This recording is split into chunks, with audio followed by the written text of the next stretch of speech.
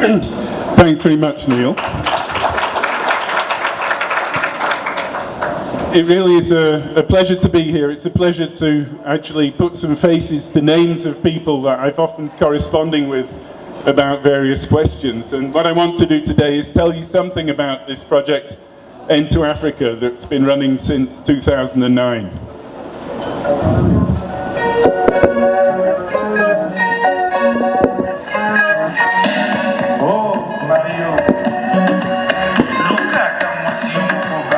The project activities started at the beginning of 2010. Everything's in place and we're really going full speed ahead.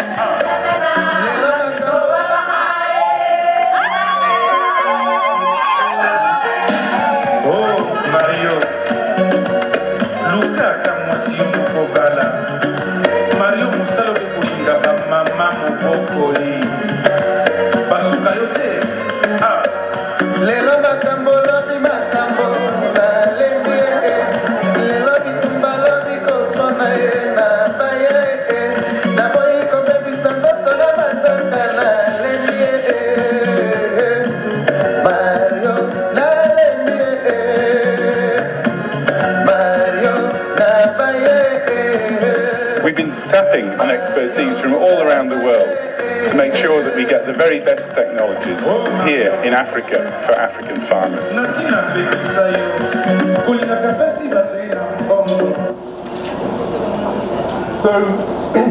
So this project, End to Africa, it's been funded by the Bill and Melinda Gates Foundation. We started in 2009. Basically, we've had two phases, one which we called a proof of concept.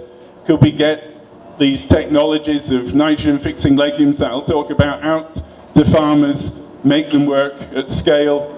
And then this phase from 2014 until, it says 2018, but we're actually still going until June this year, and we're currently talking with other people about how we follow up. So we've been working then across countries, as you can see, the ones that are shown here, across East, West and Southern Africa. So first of all, a few words about nitrogen fixation. This is groundnut in a glass house, and these are groundnut plants which haven't got the right bacteria. And it's a wonderful demonstration of the process of nitrogen fixation.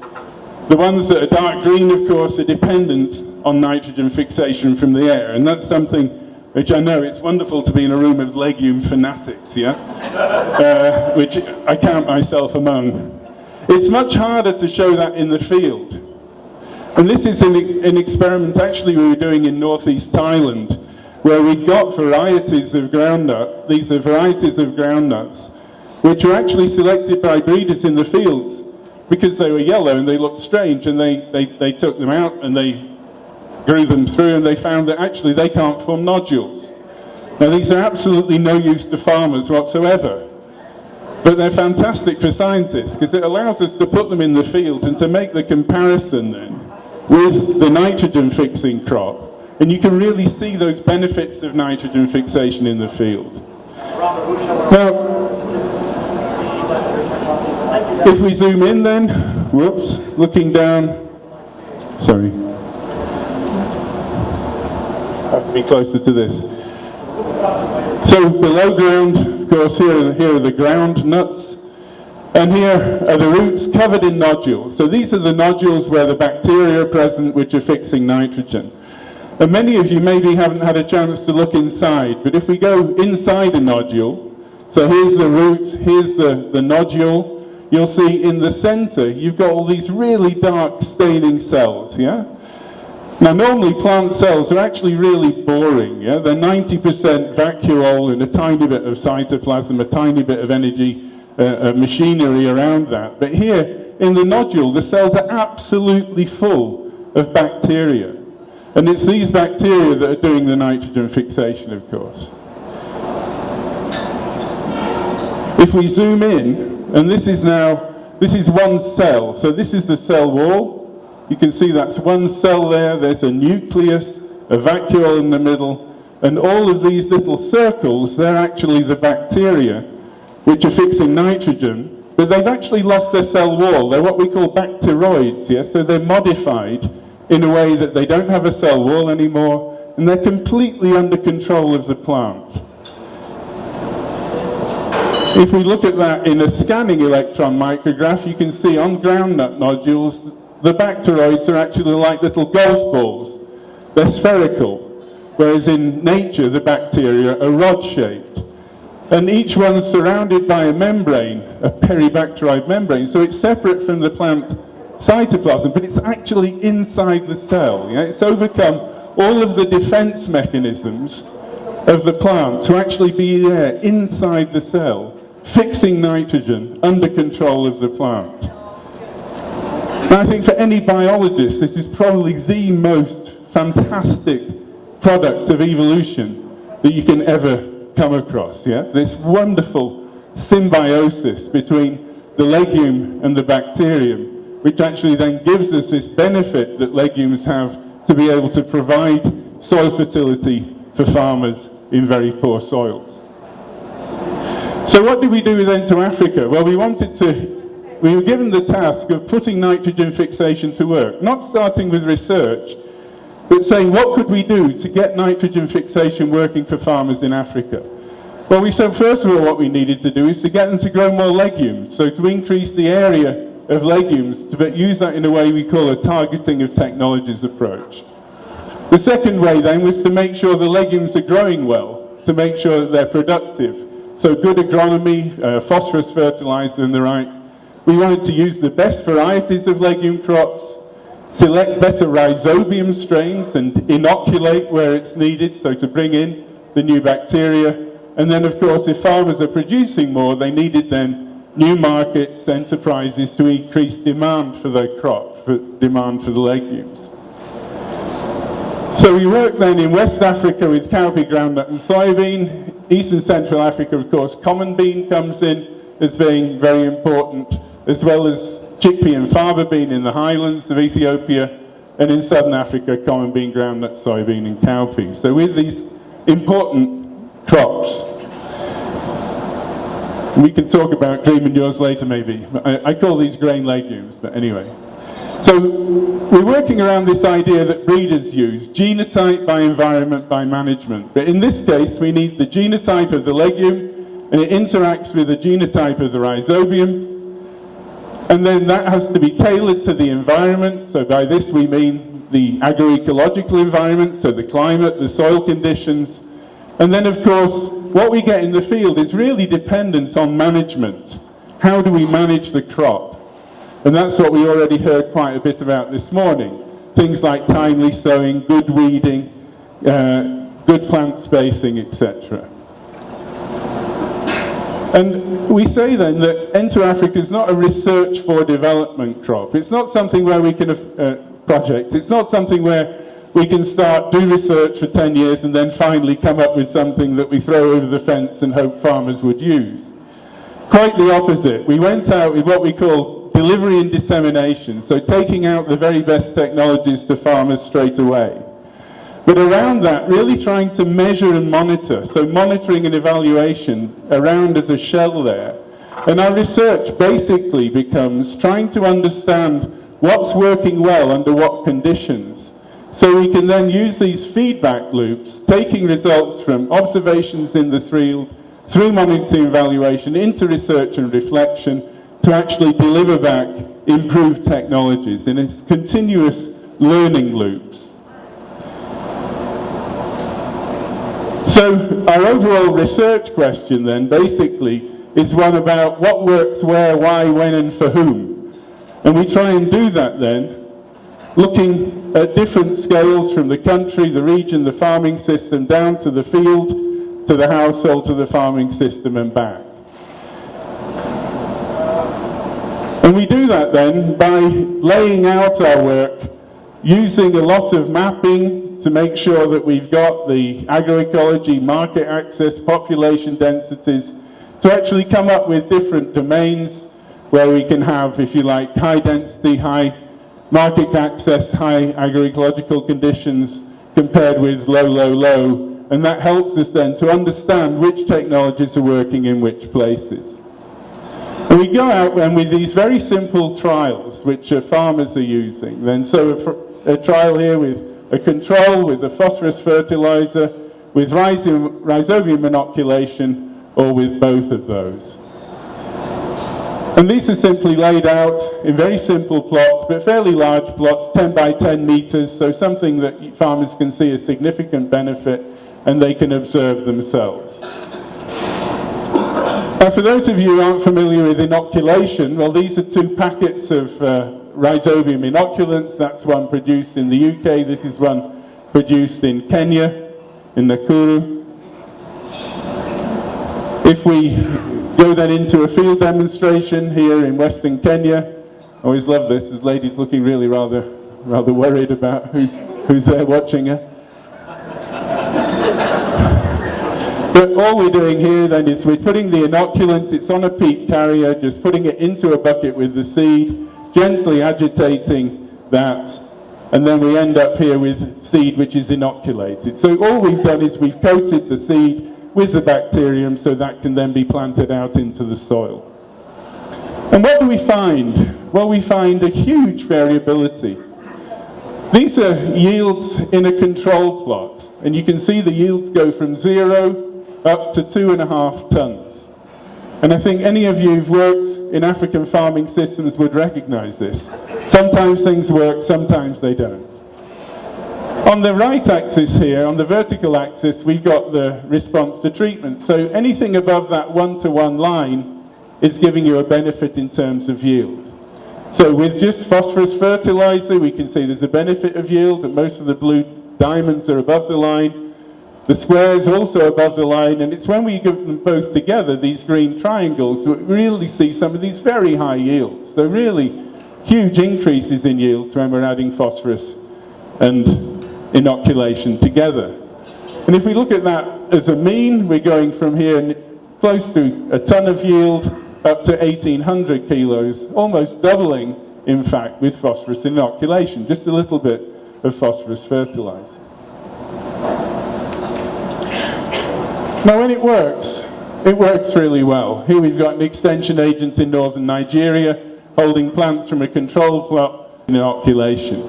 Really quite phenomenal responses. But it doesn't always work. And what we find here is walking into the field with a set of extension agents and the like, people are saying, oh look, farmers have obviously sown it too late, they must have weeded late because look, this is all weedy here. It's just due to bad agronomy. But then we say, well, what about that plant over there? We ask the farmer to go and stand by it. And here he is standing by that one plant, which shows that basically the plant was sown on time. It was sown when it should have been. But this was the lucky plant in the field that happened to have that little gift from a passing cow in the previous season. And what we're seeing then is this problem of soil fertility, which is really restraining growth. So in one of our learning loops then, we have lots of students available. Samson Foley here in a glass house in northern Nigeria, doing what we call missing nutrient experiments, looking at what were the nutrients that were missing from the soil. So he has all of these different treatments, control, -P, -K, etc., etc. And what does it show up? Well, it shows basically that we've got problems of just about everything. Problems of phosphorus, which we anticipated, but also magnesium deficiency here, micronutrient issues, and even in the control we've got something which looks actually like manganese toxicity. So we're dealing with soils very often which have been completely exhausted because of year and year and year of use with very, very little return of organic matter. Now if we go back to this diagram then that I was showing you, we can look at that same data in a different way. So this is plotting then the increase in grain yield compared with the control, going from a cumulative probability, yeah? So just lining all of the plots up one by one. And what you can see then is that in 30% of the cases we're getting an increase of half a ton with just phosphorus or inoculation, yeah? So these are giving us half a ton yield in 30% of the cases. If we add them together, then we've got 70% of the cases are giving us half a ton, And some of them, you can see, are giving huge increases in yield. But we've also got quite a number down here where it's not working, and that's where we need then to go back into research, look at what's happening in terms of these nutrient limitations. And in the north of Nigeria and in northern Ghana, now working with fertilizer companies, we've actually put new blends on the market which have got multiple nutrients in them. They're actually now, this year, for the first time, part of the Ghanaian subsidy program. So our research is really then feeding back into practice, working with the Ministries of Agriculture and companies to actually increase the targeting of products on the market to actually solve some of these problems. And what it shows overall as well is that inoculation makes phosphorus economic. Phosphorus fertilizer is relatively expensive, whereas actually inoculants are very cheap. And by pushing this curve to the right, you're actually covering the cost of the fertilizer, the phosphorus fertilizer, with the extra yield you're getting through having inoculation there as well. And it works really well. This is in Western Kenya on some very strongly pea-fixing soils. These are which have grown basically soybean without inputs for a number of years compared to with phosphorus and inoculation. And the responses can be absolutely dramatic. Now I want to move to another example on climbing beans in Rwanda.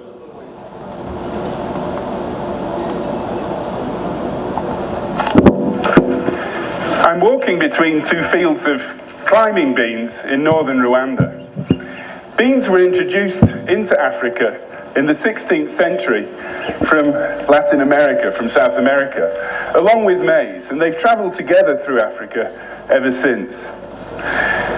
What you see here now, though, these climbing beans, were actually only found in a very few pockets in northern Rwanda and in DRC, but in the very highlands. Here we are around 2,000, 2,300 meters above sea level. We're very high up. That means that it's a cooler climate, and these beans actually take much longer to grow and develop than the bush beans. If we go back to the 1970s, what you'd have found here is 90% or more of the landscape would be covered with the bush beans, the short beans, and just a very, very few fields of climbing beans. So I think it's really one of the fantastic results, if you like, from research. It was actually the plant breeders from SIAT in Colombia working with ISAR in what was then ISAR in Rubona in Rwanda, now RAB, Rwanda Agricultural Board, who actually brought in these varieties from South America. And they really grow fantastically. If you've got a small farm, what can you do better than to actually intensify vertically? Yeah? And if I go into these fields, and this is actually Mrs. Gasilida, this variety is actually named after her, I mean, I can be standing there and I can't reach the top of those beans. It's actually fantastic, the amount of biomass there. But again, you can see here, if you don't put manure onto them, they really grow very poorly. They need those nutrients. And actually, farmers there have told us that if you want to grow beans, you have to have a cow. Now, when we look then at the variety of yield responses we get, and again, what we've done here is we plotted our control yields against yields of the beans with phosphorus, but in this case, climbing beans yields with manure. Farmers said, we're not doing experiments with you where we don't put manure on because the crop needs manure. So, okay, well, we have to listen to the farmer. So our control then is beans with manure, or manure plus phosphorus added. And what you'll see is most of these points are above the line again, but again going from very, very poor yields to much higher yields. And we're actually collecting data on the farmers who we're working with. So here we can see then the very poor farmers are getting a big boost with phosphorus fertilizer, almost doubling yields, but it's only an extra 400 kilos, 300 kilos of grain, whereas the wealthy farmers here are actually getting an extra ton. And the yields go up in terms of the wealth class of farmers. Now what's that due to? We look at then some soil analysis, all these complicated tables. Let's just zoom in. You can see the very poor farmers have got low soil carbon, the wealthier good soil carbon, low phosphorus, high phosphorus. What we're seeing here is basically the effect of what that manure has been doing in the past. that basically the poor farmers have poor soils because they don't have manure to add to their fields, and that actually gives them poor yields. And that's really one of these issues that we talk about as a poverty trap. But actually it's not just as simple as that, because when we look then further, we actually find with gender there's quite a big difference as well. Women getting lower yields than men, so access to poorer fields than men. But it's not quite so simple, because some of the women here are the crosses, and you can see some of them are actually getting good yields. So it's not as simple as that, but there's a large number of women here in this very poor category. When we look at the number of stakes, and of course to grow beans, climbing beans, you need stakes, and we find then that poorer farmers have fewer stakes, they're shorter stakes, and they're inferior quality. And this together then, with the soil fertility, again, leads to poorer yields. So overall, we find a whole range of different things are important in explaining the differences in yields and yield responses that farmers have. The history of manure use, planting time, density, length of stakes, labour, etc. And understanding those constraints then is, in our research, actually allows us then to understand how we can tailor technologies for different types of farmers. And a lot of our work is really looking at this, trying to understand how we can find technologies which really work for the poorest of the poor. And I think all of you who are engaged in this type of work would realise how incredibly difficult that is when people have got very few resources. But again, when it works brilliantly. Here we are in South Kivu in DRC, maize following maize, maize following climbing beans. So in addition to getting those wonderful yields of climbing beans, we're getting the benefits of soil fertility. And we've been working then across actually this is just since 2014, the graph, but we've been since 2009, and we've worked with something in the order of over 800,000 farmers across all of these different countries, using demonstrations, what we call adaptation trials, field days, media, and the like. But how do we move to scale with these things? We've been working with what we call public-private partnerships. I'll give you one example here. There's a nucleus farm. This is in the Bali area of Ethiopia. It's an area with mechanized wheat growing generally. And this farm is actually growing chickpea for the market, but he has now an outgrow arrangement with 23,000 smallholder farmers growing a Kabuli chickpea. We've got here the Bali Green company themselves. We've got the inoculant producer produced in Addis Ababa, the seed variety supplier and actually purchaser, and we've got the researchers over at this side also training and dissemination. So a whole constellation of different partners working together to scale up by strengthening the seed system, last mile delivery, and then bulk and marketing of these Kabuli varieties. So here we are in the field with our visitors visiting the field demonstration. These are some of the varieties which are being grown, and these are actually confectionery varieties for export, which are actually putting money into the farmers' pockets.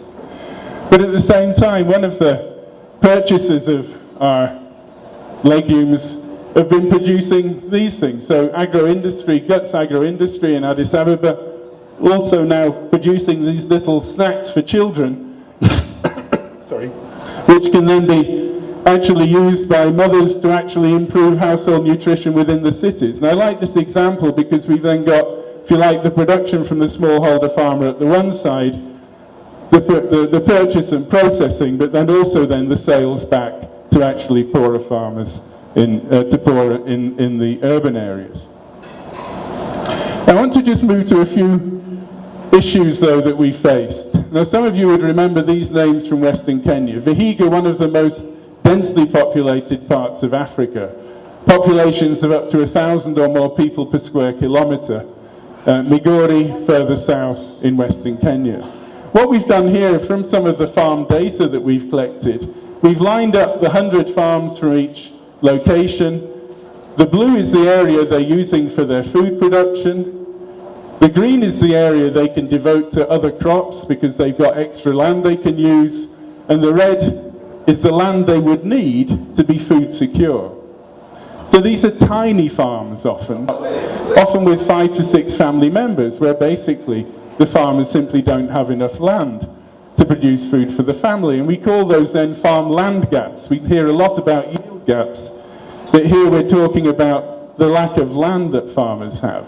Here in Migori you can see a value chain approach would work much better for investors, because of course the farmers have got much more land that they can grow different crops which they can then sell to the market. But overall, what we're finding is that small farms and poor soils can often be what we call double poverty traps. They're real issues where we're needing to think beyond agronomy to issues of social protection and other ways of finding grants to actually help the people who are down at this end.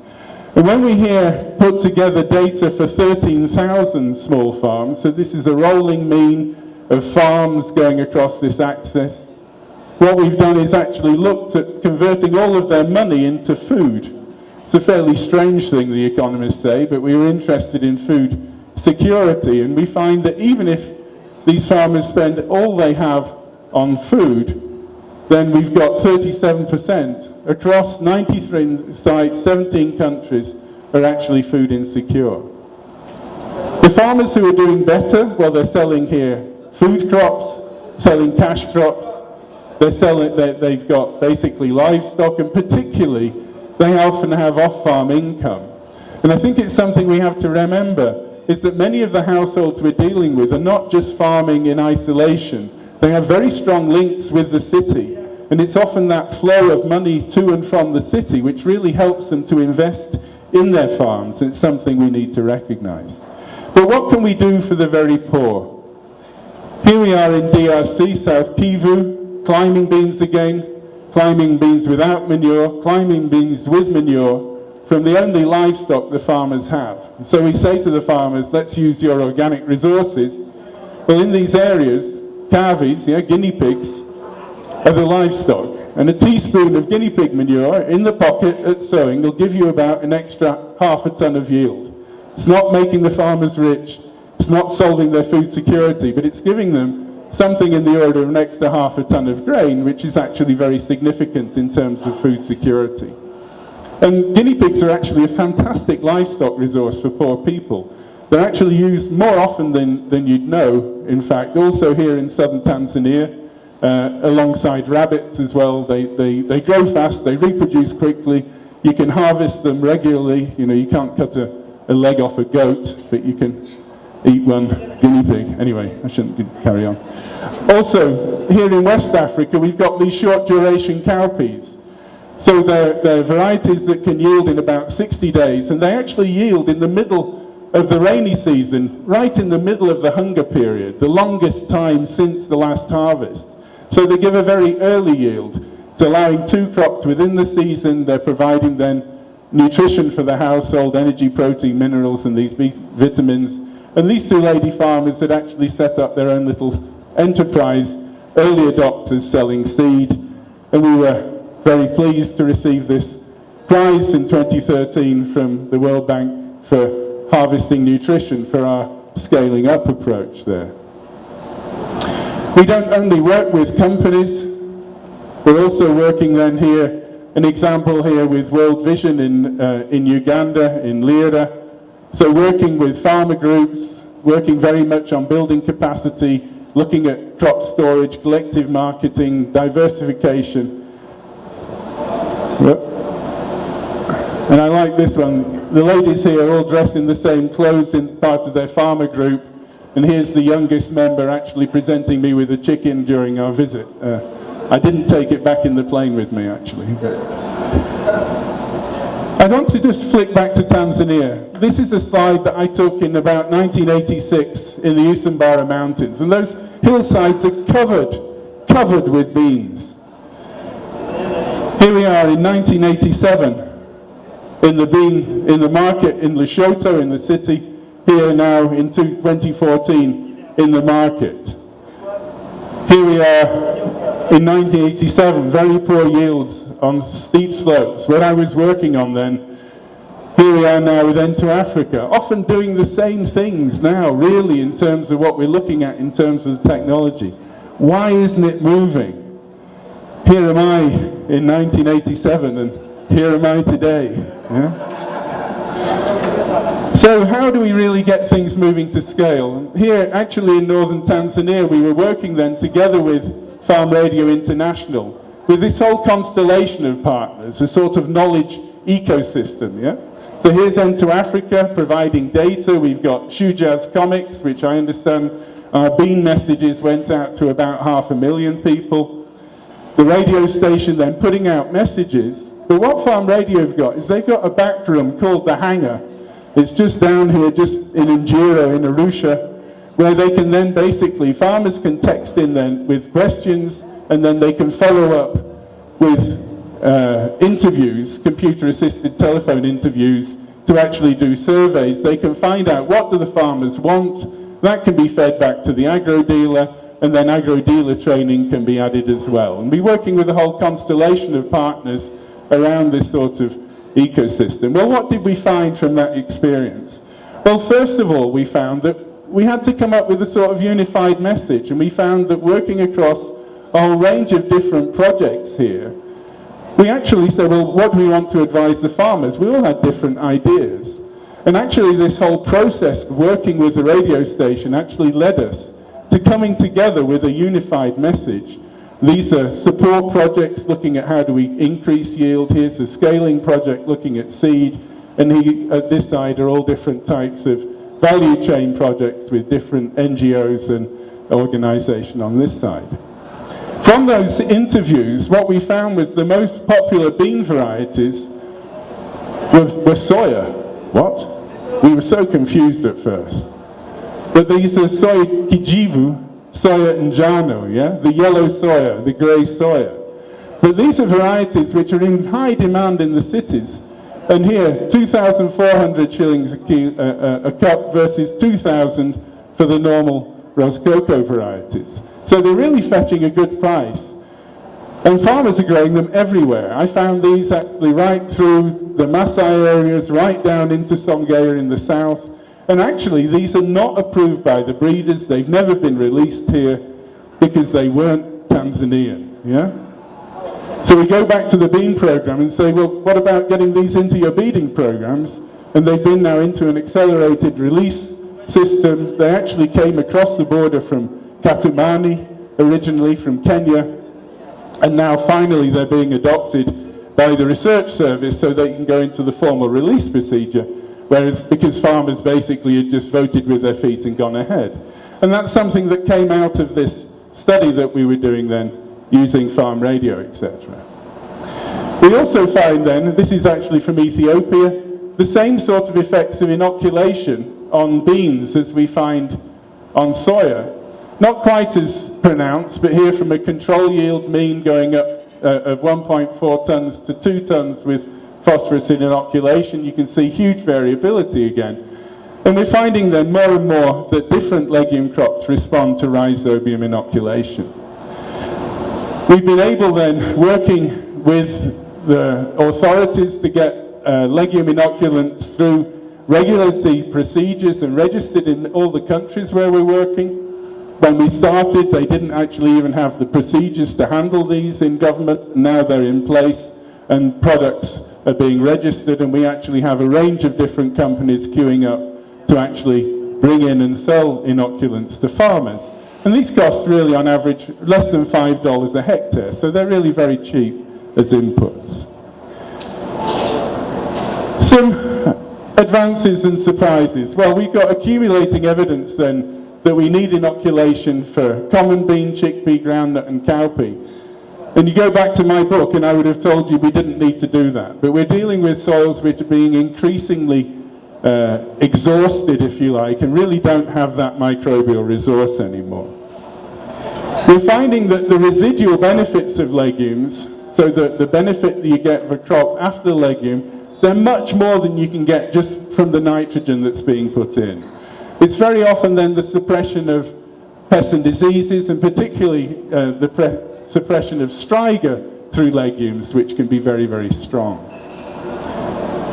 We're finding then that farmer preferences varieties, whereas we as researchers are often looking at yield and productivity, farmers are largely looking at taste, cooking time, and the market opportunities. And it's something that we've heard many times through participatory breeding, but it's still something which really hasn't actually landed properly. A really interesting point is that we've done seed diffusion studies. So in 7 different countries, we've asked farmers, when you receive seed, what do you do with it? And we find that seed is handed on average, 4.5 times through generations to other farmers. So although we might have actually helped to deliver new varieties to something like 1 million farmers, they've actually reached something in the order of 5 million farmers. And we found then that working through these public-private partnerships is a very strong approach actually in terms of trying to reach scale and provide markets as well. Being researchers, we've also worked on capacity building and infrastructure. We've helped to build greenhouses and laboratories and to equip PhD and master's students doing lots of wonderful things. These are the most beautiful nodules in the world, I assure you. I won't dwell on that. But just to finish off then, I'd say, well, we need, obviously, a good legume genotype, we need a good rhizobium and environment, but management is overriding, and particularly soil fertility issues are overriding. Nitrogen-fixing grain legumes are really flexible. We've got best bets which are available for all farmers, rich and poor. They vary in terms of their duration, in terms of their yield, in terms of different characteristics. In our work in Into Africa, we're working then moving from what I'd call a supportive role to an enabling role, trying to create the conditions which are right for these things to take off, also working in policy as well. We'd see a key role of strategic public and private partners. We can't avoid government, we need to work with them, and together with them we actually make stronger impacts. Our focus is on continuous learning and improvement. I'd say we've built a great network and collaboration, and we're really putting nitrogen fixation to work in African agriculture. Clearly, if farmers are going to grow a crop, it isn't enough, and experience has told us this, it isn't enough for it to contribute to soil fertility. It has to deliver something else that's useful, valuable to the farmer community, and generally that means it has to deliver food, or something that can be sold, or perhaps something that can be used as a feedstuff. So that multi-purpose nature of the legume has proved to be very important.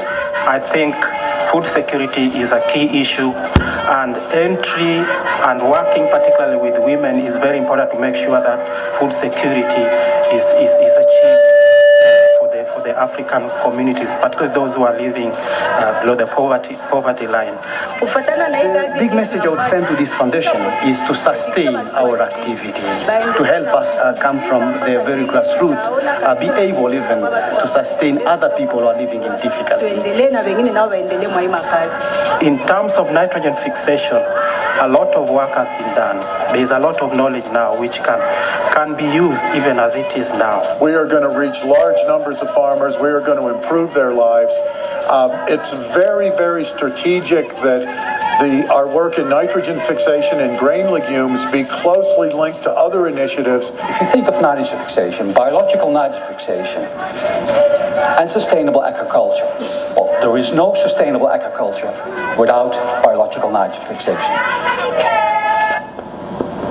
Thank you very much.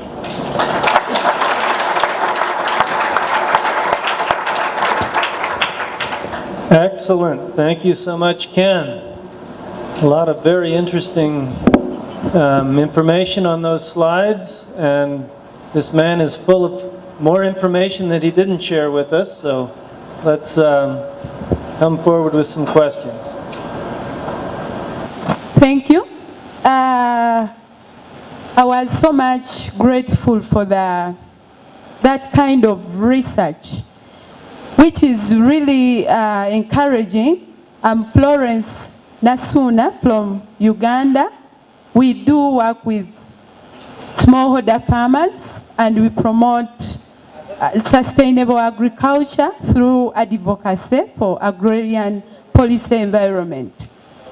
But most of the challenges we are facing is actually the the policy environment, which has to be backed up by such facts as researched.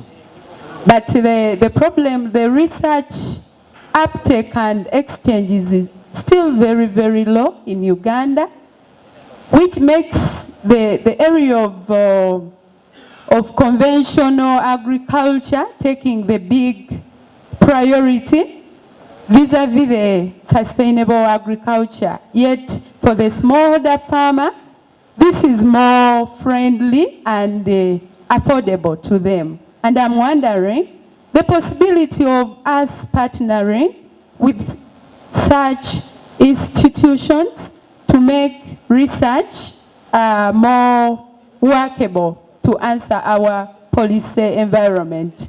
I also liked the area of using e-marketing. We are having the online marketing, but still adoption is still very low. And I'm wondering how you're really going about with this. Thank you, Ken. I mean, your comments on partnership I can only endorse. I mean, I think it's, you know, the days are gone when we should be working in silos, and I think that's what's great about a meeting like this, that people come together and share ideas, meet new people, make new alliances. And in our work, we're really trying to make sure we work both from research with extension, but also with many different public and private partnerships. But just, you know, one of the, obviously I gave you the good bits. I mean, we've had some tough times as well. Tough times in the beginning where we go out, we demonstrate inoculants, and these are great, and they're really working, and farmers say, great, where can I get them? You say, Well, currently your government has refused to allow any importation because we asked them about regulations, they realized they didn't have any, and they suddenly closed the borders. So then you have to go into the whole process of engaging with policy again, and then, you know, actually it takes a couple of years before you can solve those problems. You know, very often farmers are very keen, very willing, very innovative. They want to use new approaches. You know, the idea that African farmers are conservative, I think, is a crazy idea.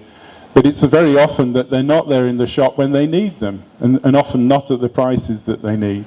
And we're working at the moment with governments actually doing policy reviews, specifically in Ethiopia and here in Tanzania, trying to actually ask the question, how do we open up this space, if you like, for more diverse forms of agriculture? And how do we get that written actually into the government policy at a higher level so that things aren't blocking and things should be enabling? And I think that's a role that your organizations you could play a very important role in that as well.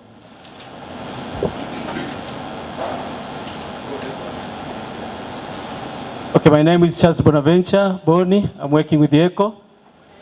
I want to ask on the slide, maize following maize, maize following climbing bean. If we can come to that slide, please, so that we can view. Now, my question is, did you also do the research on the intercropping of maize and the climbing bean and the maize and climbing bean? Not that one. It's maize following maize.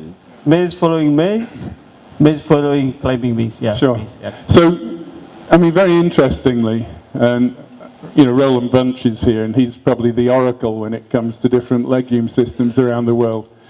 But when I was working in the early 1980s, I spent quite some time in Latin America, in Colombia, in Ecuador, and there they grow maize and climbing beans in mixture, in the highlands, often around 3,000 meters. And these are very, very slow-growing crops, so they can take 4 to 5 months to mature, and the maize grows, and the bean just climbs up the maize. If we try that in Africa, the maize gets completely smothered. The beans are simply too aggressive to actually mix with beans. And I think it's because basically we're lower altitude, lower elevations, we're higher temperatures, and rates of development are too fast. So we've not found any systems basically where we can actually mix climbing beans directly with cereal crops in Africa. That's Phaseolus vulgaris. Yeah, sorry, this is Phaseolus vulgaris. Yeah, well, this is maize actually. Yeah, but no, we're talking about Phaseolus vulgaris, and I mean, which is the most important food grain in East Africa, as you well know, Bonnie, and we've been in the field together. I know. So. Thank you very much for the wonderful presentation. My name is Philbert Leon. I'm working for Food for the Hungry in DRC. Actually, I've followed the presentation with great impression, but I was expecting to see how you can link that to conservation agriculture, the first presentation that we attended this morning, because I've seen a lot of similarity. But if we just leave it like that, maybe it will be a bit confusing for farmers. Is there any prospect of leakage between what we are doing and the conservation agriculture? Thank you. I think I leave that up to other people in the room.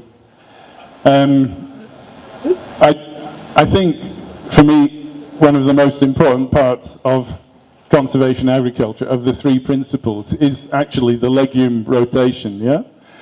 My own experience with conservation agriculture in different places has been rather disappointing, I'd have to say, particularly related to some of the questions that were asked earlier about the lack of residues due to basically priority given to livestock, problems of weeding and the like. So it's not something we've put on any emphasis on in our work, to be honest. We focus very much on the diversification through intercropping and rotations with legumes, and I leave the question up to you.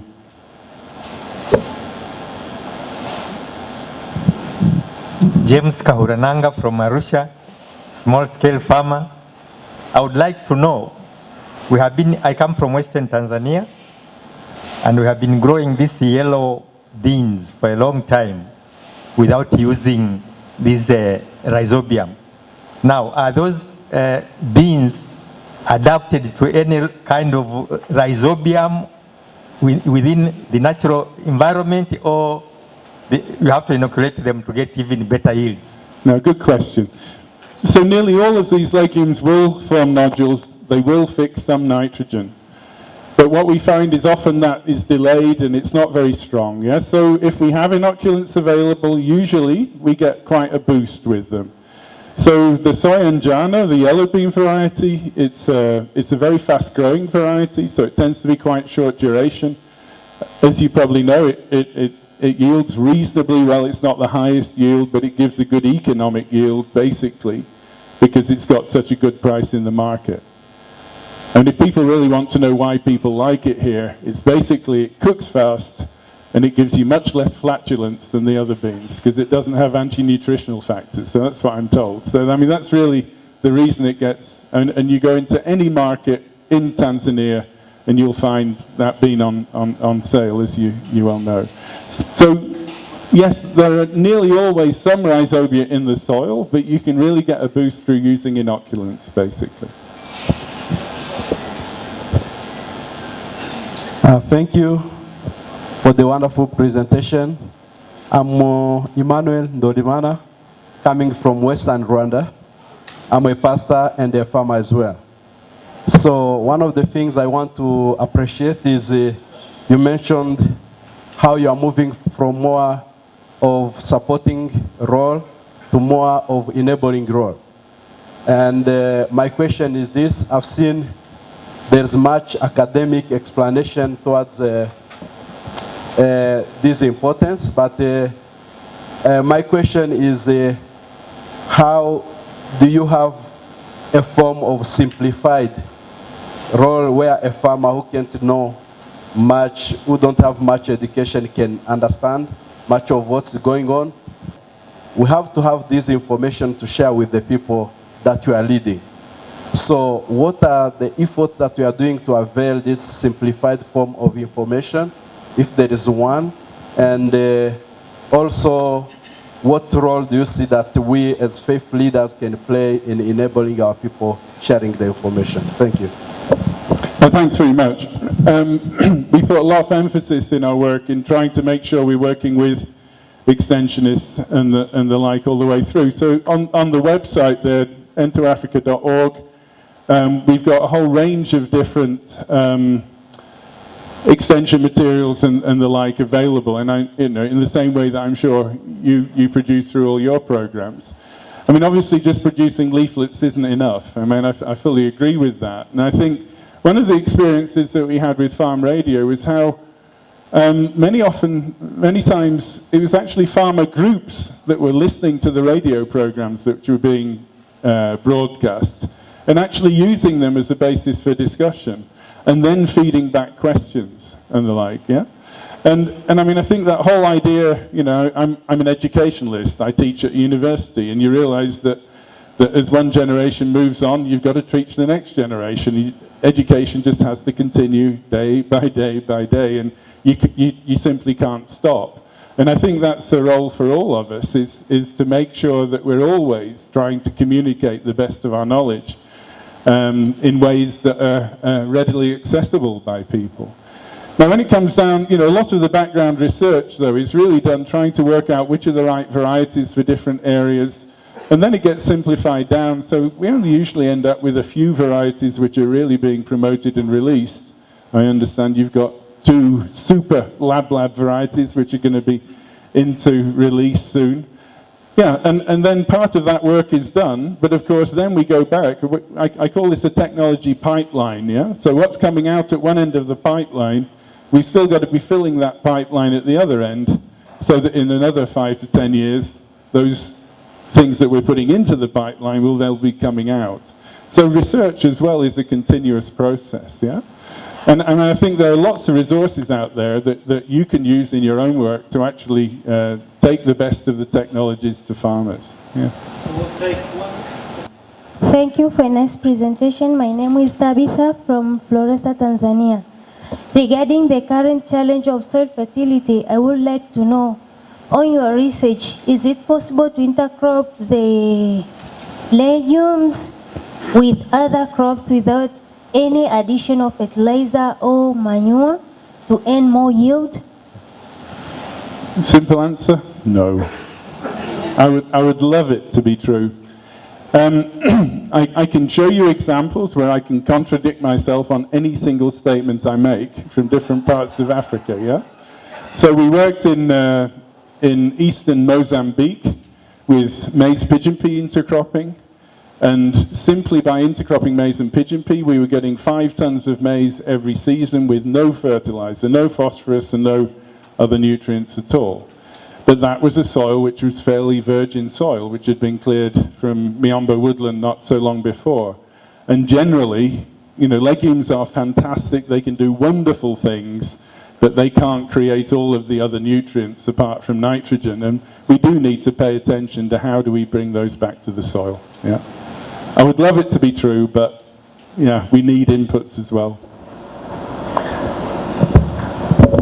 Thank you very much, Ken. Let's give him another round of applause. I believe we're going to go to take a group picture.